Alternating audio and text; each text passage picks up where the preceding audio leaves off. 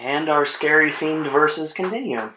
Because it is now the middle of November, and because of time restraints, we actually did a versus that was a couple days ago. So that's working out pretty well. You guys seem to be enjoying House on Haunted Hill versus 13 Ghosts. So the cryptic comment for this one was sickness. And yeah, you probably completely understand why 28 Days Later pertains to sickness. But there's dual reasons why Dawn of the Dead pertains to sickness. One, of course, would be the Disturbed Down with the Sickness, and the other one would be my personal favorite, the Richard Cheese Lounge Singer version of Down with the Sickness. That's also in the Dawn of the Dead remake. So let's see what happens when Danny Boyle's 28 Days Later takes on Zack Snyder's Dawn of the Dead. Well, the reason I chose these two, okay. Let me put this to rest right now.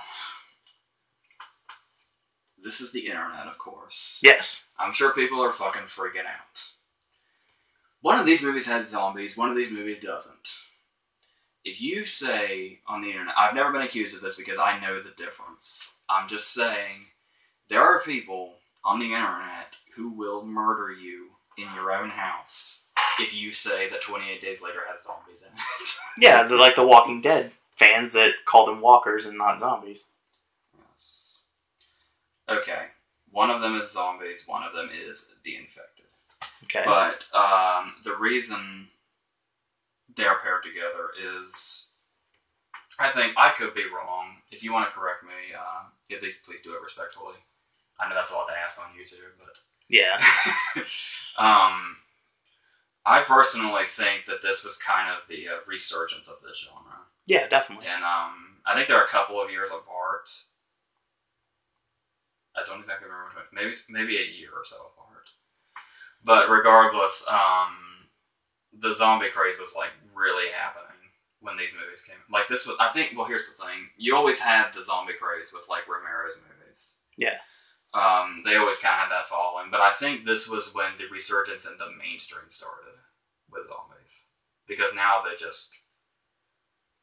I want to say 20 Days Later was 2003. It might be 2002. Actually, I'm pretty sure it's 2002.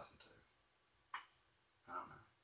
Well, you got UK release dates, you got US release dates. It gets confused. Yeah. And then Dawn of the Dead was for sure 2004. And it's been going. It's 2013, and The Walking Dead is claiming everybody's life, Breaking Bad style. It's even the same network. So that's why I'm comparing them. Okay. So put it on Front Street right off the top. All right. I'm gonna go ahead and start with 28 Days Later. I think. To let you know that they aren't zombies, the very first scene involves these infected. They were monkeys, weren't they? It's been a while since I saw it. I haven't seen it since its theatrical run. Yeah. But,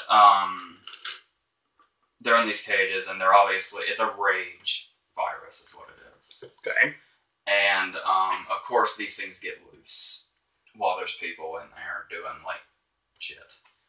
And they get attacked, and then carnage ensues, and then we see the title come up. It works halfway. It works as showing you the title, and it means literally after that incident.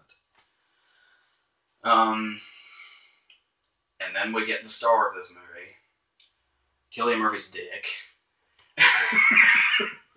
Not something I want to see ever again. Cillian Murphy himself is just a supporting actor in this. No, but anyway, he wakes up in the hospital, obviously, like, isolated. And he wakes up and he realizes that the whole hospital is empty. And then he comes out, and we get some Pepsi product placement when he, gathers up shit. Then he goes outside, and we see it's not just the hospital that's abandoned, it's everything. They think for a while that it's like the whole world, but then there's a guy later that has suggests that maybe it's just Great Britain. Okay. But anyway, we have Jim is Cillian Murphy's name, and he's walking around aimlessly, and My brother, when I was first watching this, actually made the joke of, what if the whole movie was just Jim walking around going, hello, and then 28 days later came up again, and then just, hello, is still going on. That's an SNL skit from back in the day. The funny, yeah, you're bringing that up. I'll have to bring this up, because this is iconic in my life. I remember watching 28 Days Later with some people along the car alarm? Yeah, yes. See, that's the problem with me, is everybody talks about this fucking car alarm. I never saw this in the theater, so I think the impact of the car alarm isn't the same on a TV than it was in a theater. No, but the impact of a ringtone going off in the complete silence of the movie is even funnier. Oh, God. I'll never forget that moment. I really won't. So, and then the movie takes off when Jim stumbles into this church. Apparently this is like one of the more beloved scenes of the movie, because I hear it mentioned a lot when this movie's talked about. Jim still has no idea what's going on. He hasn't run into anybody or anything yet. And then he walks into this church, and there's like shit written in, I don't know if it's just red or if it's blood on the walls. And then he walks into like the main room of the church, and the whole place is like covered in just bodies. And then he says, hello one more time. Because that's what Jim does. Jim likes to say hello. And then two heads pop up. And they're the infected. And they spot him. And they start to come towards him. And then the door next to him opens. And the priest, who is also infected now, comes stumbling out. Doing that, that freakish walk that the infected have. Yeah. And he starts to come after him. But then we have, I think Mark is the guy's name, and Selena. Selena is Naomi Harris, who is now famous for being Moneypenny in Skyfall. Spoiler. and I personally think she's going to get an Oscar nomination for Mandela. That's just me, though. We'll see. And so they have this group of three. And then they're basically going around and surviving, and they do the... Selena's basically, the token badass chick, basically. And they're going around, but then they go to Jim's house, and there's this heartfelt... One of many heartfelt moments where Jim discovers his parents up in their bedroom, and they committed suicide. And they, left a note or something. But then while they're in the house, the neighbors who are infected attack. And that's when Mark gets bitten. Just a little bite on his arm. But to establish the kind of survivalist that Selena is, this tiny little bite on Mark's arm causes Selena to just basically machete him to fucking death before he even turns. Because I think she says they have about 10 or 20 seconds before the turn happens. And then it's just Jim and Selena until they discover Brendan Gleeson and his daughter. And that's, okay, I talked about this before. I can't remember what we were talking about. It might have been when we were doing Shaun. Yeah, it was when we were doing Shaun of the Dead. Because a lot of this is sounding a lot like it could be from Shaun of the Dead. If this was played for comedy, this would, Shaun of the Dead snaps right into that. Yeah, Shaun of the Dead also came out the same year as Dawn of the Dead, I think. Which means, this was when it was really starting to take off. I said this during the Shaun of the Dead, but I'm going to review it, I'm going to say this again. Zombie movies really conflict me, because obviously there's only so much you can do. Now, I want to commend 28 Days Later, because 28 Days Later does everything right that a zombie movie should do. Yeah. Even if it doesn't have zombies in it. But the thing is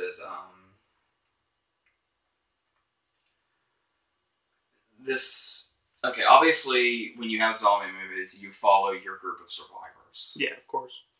And you have this character development. And of course, it's really big. But people love sounding like they're very, very in tune with what they want. When they talk about The Walking Dead and they say, it's really hardly even about the zombies. It's about the people and the characters.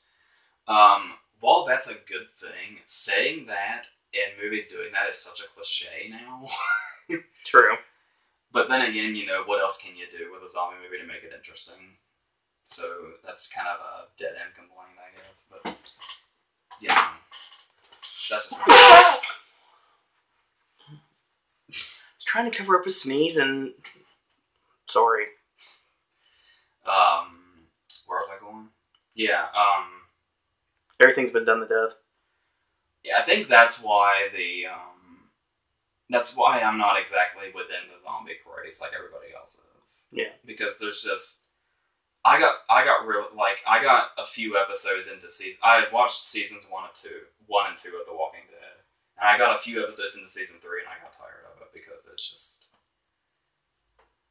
there's not really much else I can do. It's just gonna pretty much be the same thing, just with different characters, on and on. Okay. Like I said, even them killing off major characters is a cliche. You can only go so far. I don't know what people are so stuck on. But anyway, but that's what I like about zombie movies, is they can go for like 1:40 to 2 hours and then they're done.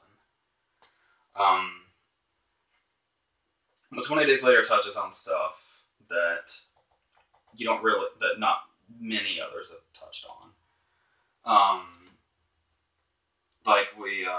There's a really good scene where, obviously the plot comes into play about, Brennan Gleeson gets word about this military base that they need to get to, because they'll be protected there. But nevertheless, the message is just on a loop, so they don't know if the soldiers are dead or not. They're just gonna have to go and hope for the best. So Brennan Gleeson has this taxi that they strap all their shit to, and they just take off. But he gets a little too overzealous, and they go through this tunnel that's got a bunch of like trash and shit in it. And while they're having fun, like bulldozing through all this trash, they get a flat tire. They get a flat tire in a dark tunnel, of course. So they're changing the tire, and then they hear something, a threat in the darkness. But of course, it's just a shitload of rats. But the thing about these rats is the reason they're all hurting this way is because they're fleeing the infected. So it's like a warning. So then we get this awesome shot. Danny Boyle directs the holy fuck out of this movie, and it's fantastic. Danny Boyle directs the holy fuck out of everything he does, which is awesome. He was like the perfect person for this. We see the infected coming, but we see their shadows on the walls of the tunnel. And it's just a foreboding that they're coming. We don't actually see them like running after them just yet. So it's a race to change the tire before they get there. That's a really good thing. And then you have those moments like some of the best scenes in 28 Days Later answer the question that I hate. I've always questioned about survival movies. Maybe I'm just one of those people, I don't know, but when people, like Selena's catchphrase is something like, being alive is as good as it gets. I've always wondered I know it's just like a human instinct to just survive, even if life sucks. But, if I lived in this world that was just totally abandoned and everyone and everything was gone, and you basically have to live moment by moment hoping you don't get eaten alive, I would probably just give up. I've never understood in these movies what makes people strive so much to be alive, other than the fact that it's a human instinct. Yeah. 20 Days Later answers that question. Because there are these moments, like when they see the horses, or when they go to the store and they do their little camp out, that there are those moments in 20 Days Later that stop and say, this is the reason they're surviving, so they can have moments like this. So, I'm sure other movies have probably done that, but not near as effectively and well done as 20 Days Later does it. That scene at the store, by the way, is like right out of, it reminds me more of the original Dawn of the Dead than this one. When they're just shopping for shit in the abandoned store, and fucking Brendan Gleeson leaves his credit card on the cash register. There's another, I guess you could say it's finally Jim is basically the guy that kind of holds back and lets everybody else do the killing. But then there's finally that scene where they stop and he sees a sign for cheeseburgers. So Selena's like, Jim, we have enough food. We just went to the store. He's like, but we don't have cheeseburgers. So he wanders into this place and there's bodies in there. And then he has a baseball bat with him. And there's this infected kid in there. And it's one thing that he runs into an infected person. It's another person that's like a little kid. Mm. And this is basically if I remember correctly, his first experience with killing one of them. And of course, he just beats the fuck out of it with a bat until it's dead. And then just casually walks out of the burger joint. And then there's that moment where they, it's a little tense because you never know what to expect. For some reason, they decide to camp out outside and use Valium to sleep because they can't sleep. And Brendan Gleeson basically stays up and is, But Jim actually does call out, isn't this a little, frightening, sleeping and, outside in the middle of the night, and, like, if they come to attack us, we'll be so optimal value and we won't care. But Brendan Gleeson refuses to take Valium, and he doesn't want his daughter to take it, but they, plead with him. I don't know what it is about that scene, but that's a nice little scene. But then we get to when the shit hits the fan. If the shit hasn't hit the fan already. They stop at this place, and Brendan Gleeson's just kind of walking around aimlessly. And he doesn't see that there's a body up here. An infected body that's dripping blood. And he looks up at just the wrong moment, and a drop of blood off his body falls into Brendan Gleeson's eye. And he's starting to turn, they don't know exactly what's going on, but then he starts to change, but then he's just gunned down out of fucking nowhere. And the soldiers, they realize they've gotten to the base when this happens, and then the soldiers come out when they shoot Brendan Gleeson. And they take Jim, Selena, and the girl, I think Hannah is her name, and they take them to the base, where we meet.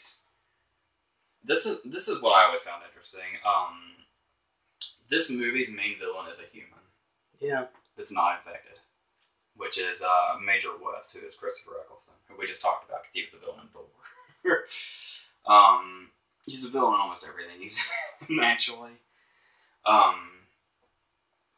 And they have their own methods for how they're surviving. They have one infected guy that they keep chained up outside. Because their theory is to let the infected starve to death. Which seems effective enough. Yeah. And then we learn that these guys aren't to be trusted because they decide they're going to... sure, you have to repopulate the Earth. But their way of doing it is to put Selena and Hannah into sexual slavery for the other soldiers. Luckily, there is one soldier that, wants to help them, but he ends up getting fucking killed. When they take him and Jim out to, execute them in the middle of the woods. That's where Jim sees that plane, and there's hope. Really, really, really high in the sky, he just sees one of those lines in the sky, from a jet. Mm. I haven't seen this movie in years, and I remember it so vividly. Yeah? That's telling, Danny Boyle. Yes. Way to go. And then, of course, there is the big ending, where Jim comes back and decides to release the infected guy that they have chained up. That's, I believe, another famous scene from the movie that everybody freaks out at is when we see this infected guy's face in the window. And then there's the scene where he's, Selena's being held hostage by one of the soldiers. And Jim, who has just turned into a fucking warrior, breaks into the room and attacks the guy and kills him by shoving his thumbs through the guy's eyes. And then Jim stands up, and of course, Jim's attacked this guy, he's covered in blood, and his face is in the shadows. So Selena picks up a machete and is about to kill Jim because of the line. It's going to come back, the line about how she'd kill him in a heartbeat if he turned.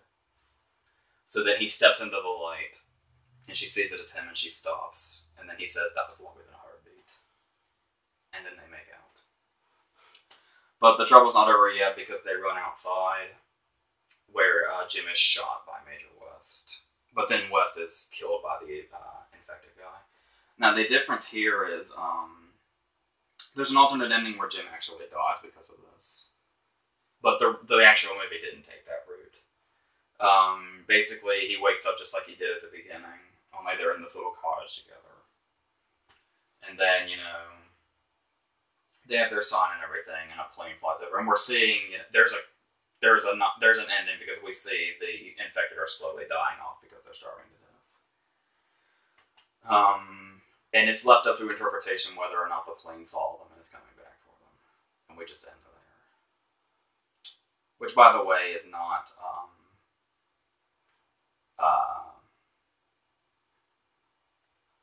the story of them is not really covered in 28 Weeks Later, if I remember correctly. It's been even longer since I saw it. So, yeah, 28 Days Later basically does what I think. That's so funny that you're basically not allowed to call it a zombie movie because it does everything right that a zombie movie should do. It had original ideas and it did them just the right way. And like I said, Danny Boyle's vision of it is just incomparable in the genre anyway. Having said that, we still have Dawn of the Dead to talk about.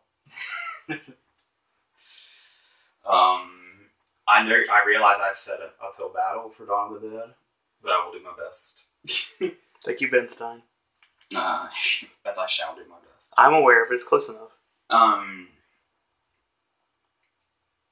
Well, let's start with the fact that Dawn of the Dead has a 10-minute opening before the credits start. Yeah. Which was made basically. I vividly remember Dawn of the Dead's trailer. Like I almost think the trailer might be more popular than the movie itself. Yeah, I can see that. Like I particularly love that shot, and when the trailer ends with I haven't even seen this since before the movie came out when it was actually playing in theaters. The trailer ends with a burnout, and then you see like that was awesome. It's like the shadows of the zombies, like they're coming through the screen. Yeah, so awesome. So anyway, much like yeah, we'll just say I think I like. Please don't kill me.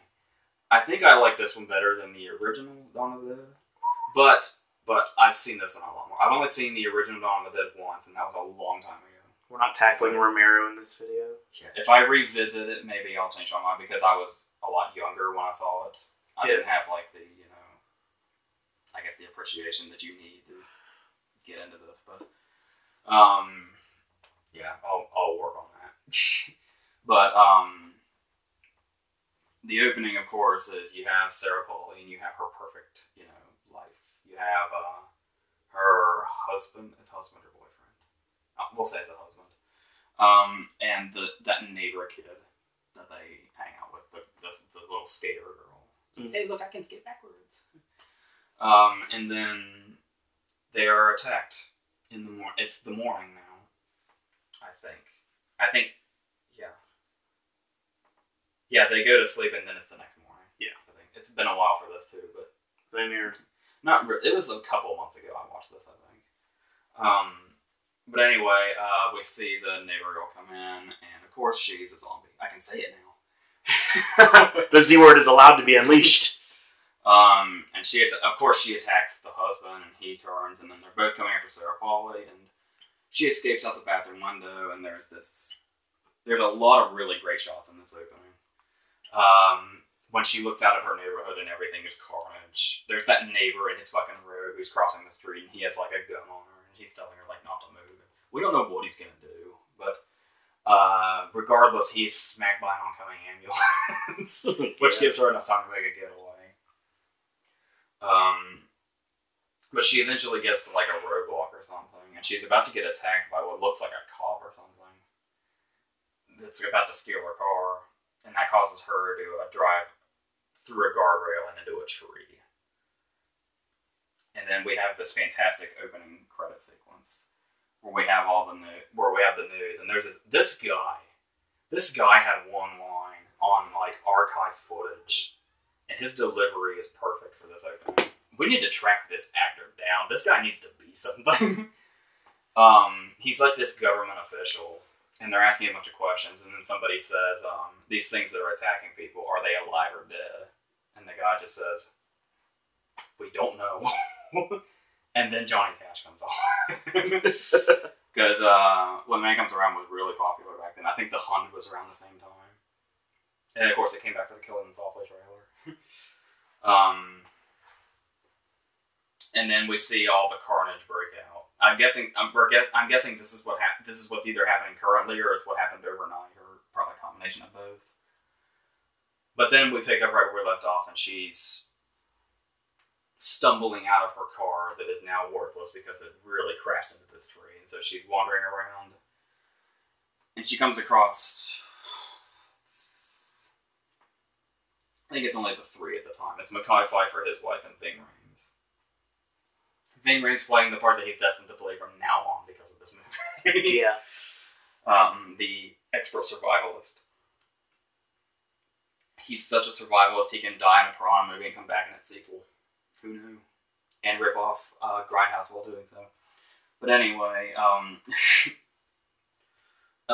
it basically plays out exactly like the original. They go to the mall, and that's where they trap themselves. But the trouble is there are these security guards. The one that's basically appointed himself leader is CJ, who's played by Michael Kelly. And we have the kid from Air Bud, who's in everything now. And a couple of others. And these security guards basically run it like a prison. Like, they don't trust anybody. Which is understandable. But then, we get this new group of survivors with, there's a whole shitload of them. But the main attraction of these new survivors is Ty Burrell, of Modern Family fame. Like 5 years prior to Modern Family. And he's the douchebag with the boat. He's the asshole they have to cope with because he's the one that's going to help them, basically. Whether he likes it or not.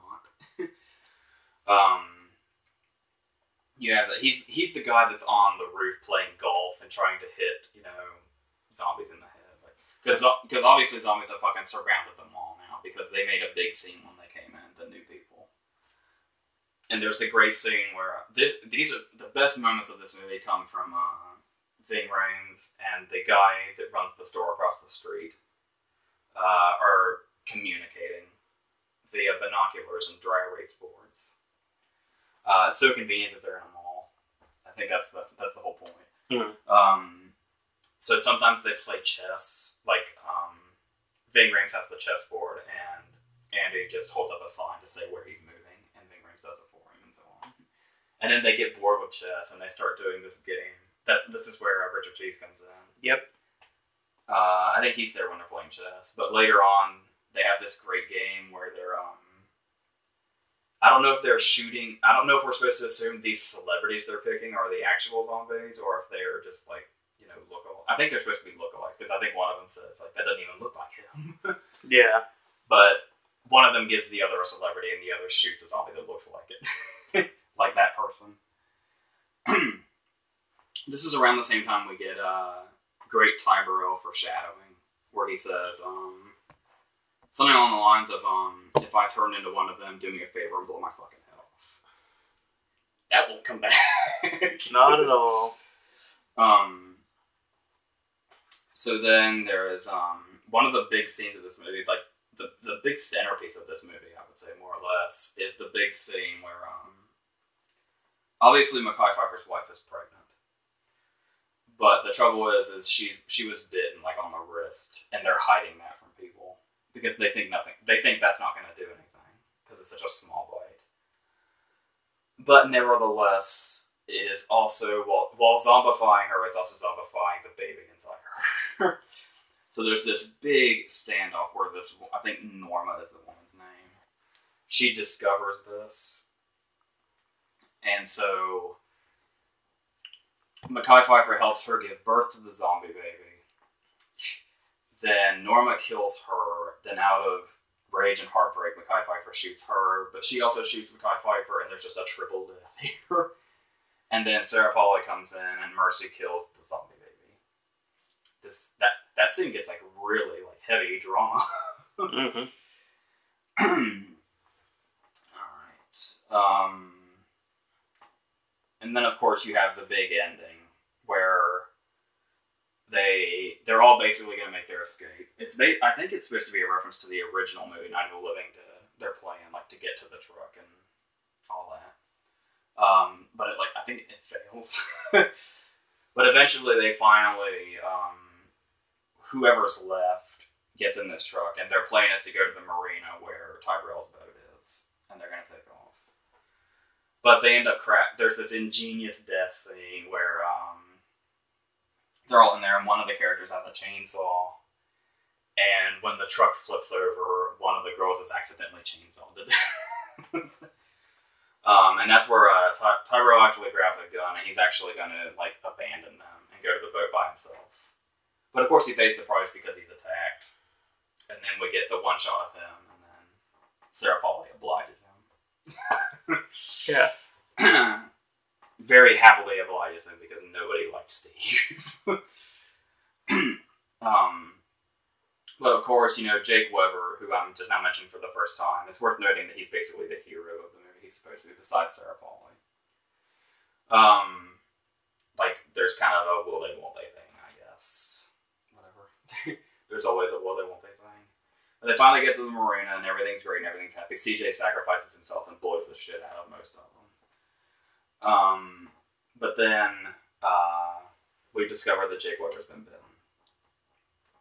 And this great shot. I mean, I kind of like the post-credit scene or the during-credit scene, but it still would have been a perfect ending if they stopped here.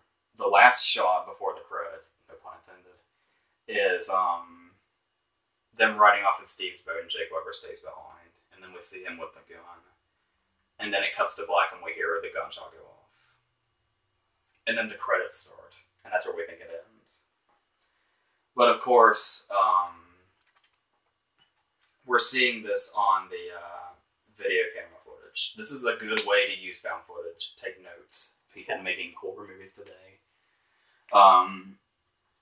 We see it's intercut with it's a camera that was obviously on Steve's boat, because we're cutting back and forth between footage of Steve with like a bunch of strippers on his boat and the footage that they're taking of them going to this island. But then shit starts to get real, and we have Lindy Booth, who is an annoying character with this dog she named Chips. And Chips runs off onto the island, and it's barking like crazy, so we know something's off. And then Disturbed starts playing Down with the Sickness, and we realize that this island is completely inhabited by zombies. And so much for our survivors. But yeah, the movie is a really good time. It's definitely like what 28 Days Later does in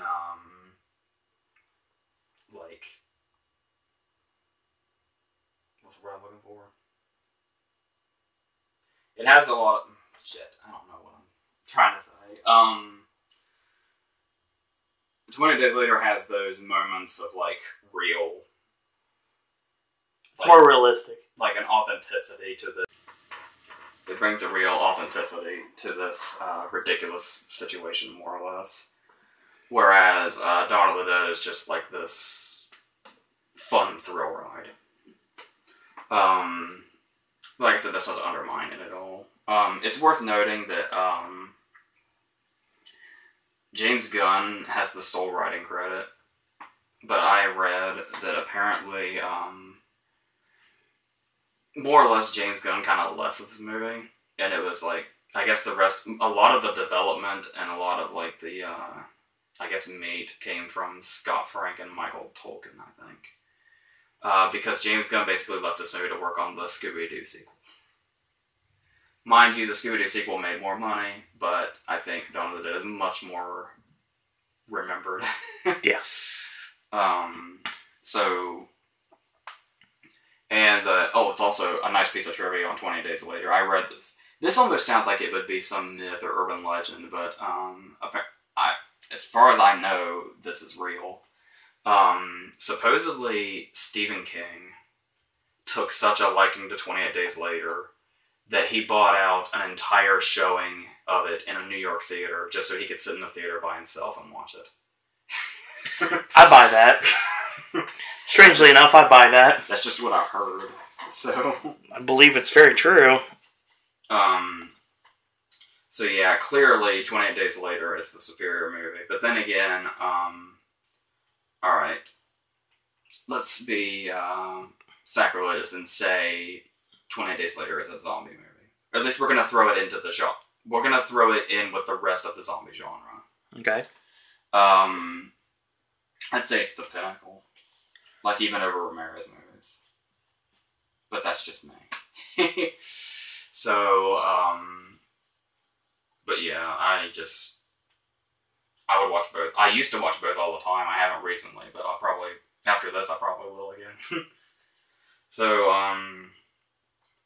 yeah, 28 Days Later, all day, every day. So, and that's pretty much that. Do you have a preference? I remember seeing both of the. Once again, you know that I wasn't really big into the horror genre until like right before these movies first came out, and I remember watching both of them theatrically. And the point about working in a movie theater kind of helped that out. Probably wouldn't have paid to watch either one. 28 Days Later was one of those movies that had like from when it came out in the UK, it got like this massive reputation. Yeah, and it managed to get a wide release once it finally got popular. And then I think it was one of those movies that came out late because it really it was a massive word of mouth movie that just kind of really got out of control. Rightfully so, obviously. Yeah. So I mean, I like the Dawn of the Dead movie. This one, obviously. I have seen the original once, I think, and I don't remember disliking it. Oh, of course. One of the big survivors in the original movie was Ken Foree. Yeah. And of course, Ken Foree is the guy on the TV that says, "When there's no more room in hell, the devil walk the earth" speech. So that's worth noting. Yes, indeed. Yes. So that would be verses for this week. Next week, we're going to finally, after 2 months, end our scary themed verses on something really big that we've been having this idea for a long time, and we've alienated probably a little bit of the audience every once in a while with a couple of things. Haters, lovers alike, you guys might want to stay tuned to next week because we've got a really big one to finish off our scary themed verses. I can't call it horror themed verses because not all these are technically horror movies. And I can't call them thrillers because not all technically thrillers either. I can just say they're scary themed. Next week there's a lot of debate on whether the word horror will be used or not. I would say that is correct, but it is a very epic showdown, to say the least. And next week your cryptic comment is Scott. And try to figure out what that is. We will have verses in December, of course. We do not know what they are yet. That will be decided very soon. December will be four big ones. I'll shoot them before I leave for Florida, obviously. And we're going to have a big filming week, final week of November. We got a lot of stuff coming in for you guys. A lot of AJ's movie reviews, a lot of verses. Our Oscar prediction video for the month of November. So yeah, a lot of stuff still to come. So any final thoughts for this final verses? I'm sorry if I pissed off anybody by using the word zombie in a video featuring 28 Days Later. Ooh. All right. Because that's the way it is. So that's all. All right.